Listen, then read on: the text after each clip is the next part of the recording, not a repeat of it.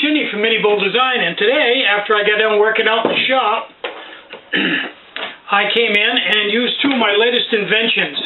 One of them being the new cap for the heat bottle, and the other one being the survival stove. Now, one of the comical things I found out about this stove was, if it's fairly dark, you can put it on, put it down upside down, because it has a carbon felt pad to insulate the stove from the surface it's setting on, which is a good idea. That way you don't burn anything. But you got to pay attention and make sure you get the upside up, or it's not going to work. Anyway, I just used it to with a Snow Peak 700 cup to heat up Babelfish 5's red beans and rice. Now, this is a comical story, and you might learn a couple of things here. First off,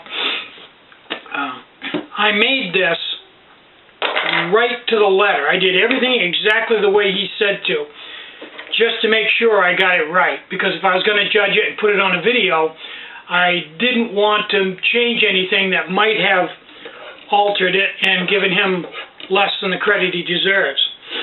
So anyway, after I made it, I have to admit I took one serving out and ate it, and I didn't care for it. It was too spicy, I don't know, just didn't strike me very well, and I thought, wow, this is an odd event, because there's a fair amount of ingredients goes into this. It's fairly, you've got kielbasa and all kinds of spices and vegetables.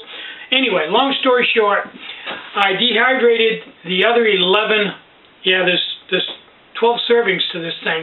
I dehydrated the other 11. Now, yesterday I hadn't tried it yet, so Robert was over and I gave him a couple of them and told him the story I'm telling you now.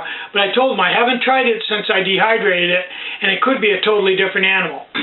And he said if it wasn't good, he'd just put the Tabasco to it. Okay, that was yesterday, and this is today. Today I went down and went in the pantry and got a package of the dehydrated, brought it up, used my new stove and fuel supply, and brought this to a boil, let it simmer maybe 2 or 3 minutes. Then just put the lid on my Snow Peak 700 cup, and I didn't put it in a pot cozy, kind of an experiment. It's just like 70 degrees in here. Let it set for a full half hour, and when I got done, it was just about a little bit too warm to eat. So I'm thinking if it had been in the cozy, it would have been way too warm to eat. So without the cozy, it was still had to blow on it before you ate it. And I tried it.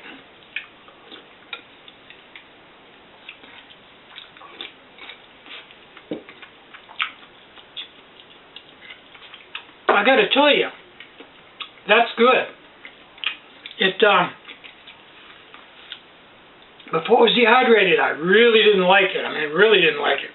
But now that it's been dehydrated and come back up again, everything seems to have merged together, so it's got that, like he said, that stick to your ribs, thick, beany, spicy, saucy thing going on. And even though there's almost no fat in it, it's really good, and I would take that on the trail anytime. Okay, two things. I used the kielbasa and I chunked it up the way he said to. Now, when I got done and got it all dehydrated, I noticed that the pieces of kielbasa, if you squeeze them, they had a little bit of fat in it. Now, if there's fat in something, you dehydrate it when you get all done. Whatever fat's in it is still in it. You can't dehydrate fat. So I was a little concerned that they might not be good for a really long time with fat in it.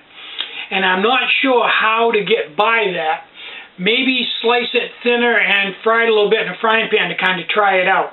But I was concerned about the amount of fat I had in my kielbasa. Now, I'm not sure what he used for kielbasa. I probably should have paid closer attention, but I just used regular beef and pork kielbasa. Maybe there's another one that I should have used instead.